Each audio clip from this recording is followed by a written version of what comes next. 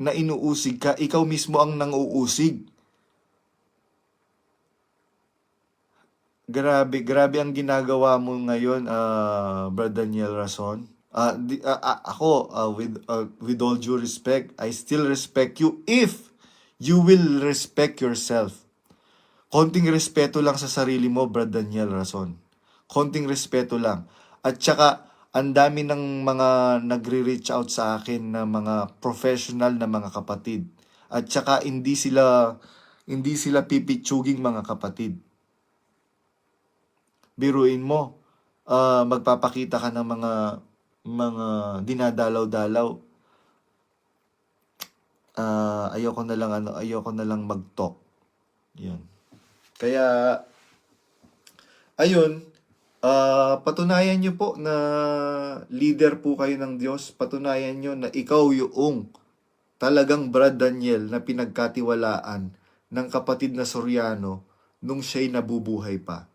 Kaya ang masasabi ko lang po sa mga nanonood, buksan nyo po yung isip po ninyo. Ano ba ang pinaglalaban ni Brad Badong? Ang pinaglalaban ko ngayon, hindi lang yung aking laban na sinisiraan ako. Ang pinaglalaban ko ngayon, dahil nung nakarang araw 3 days ago, meron nakausap akong kapatid na, alam niyo po bro, empleyado po nila ako dyan sa loob. 500 a week lang po ang allowance ko. Pero ang trabaho namin, trabahong kalabaw. Tapos, nung umalis po ako, siniraan po nila ako, na-depress po ako, gusto ko na pong magpakamatay. Siguro po kalooban ng Diyos na mapanood ko po yung mga video nyo. Ngayon, sabi niya ganyan, na na-relieve po ako. At ngayon po, ang ano ko po ngayon, mag-focus sa sarili. Sabi ko, tama yan. Mag-focus ka sa sarili mo. Kasi there's more to life outside MCGI. Binrainwash lang tayo na sa labas ng MCGI masasama. Alam niyo po, meron akong kaibigan na manggagawang matino. Mag-asawa po yun na manggagawang matino na buong pamilya nila miniting nila na mag-exit na dahil sa mga irregularities na nangyayari. Destino po yun sa abroad. Sabi sa akin, alam mo Brad Badong, sabi niya ganyan, meron akong kaibigan na lawyer. Kaibigan ko yon since outside the church. Di pa kami member ng ano. Nabalitaan niya yung nangyari sa amin na nag-exit kami, tapos etc.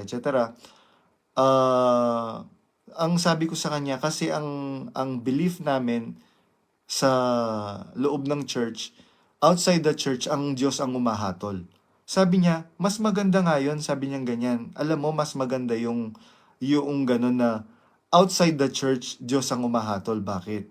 Kasi tingnan mo yung nangyayari ngayon sa church ninyo. Maraming injustices na nangyayari. Kaya kung ako magpapahatol, I would rather choose to be judged by the righteous judge that would execute the perfect justice that we all deserve. Kaya yun po, hindi po yun member. Kaya ang ganda po nung insight po niya.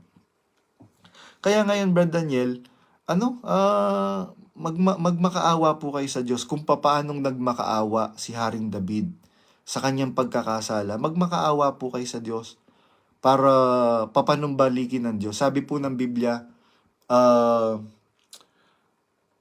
ano kasi yung talata na yun?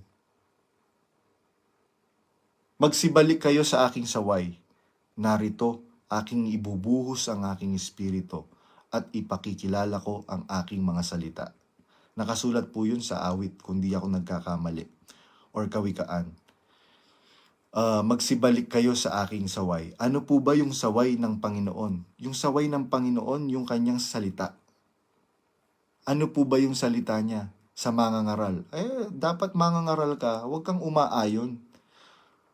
Sabi ng Biblia, salita ng Diyos, magsipagtanong kayo sa mga saserdote tungkol sa bagay ng kautusan.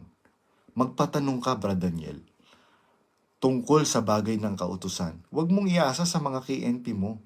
Dapat ang general, siya yung nasa frontline ng gyera. Siya yung nasa frontline ng battlefield. Huwag kang nasa likod ng mga KNP mo. Dahil yung mga KNP mo,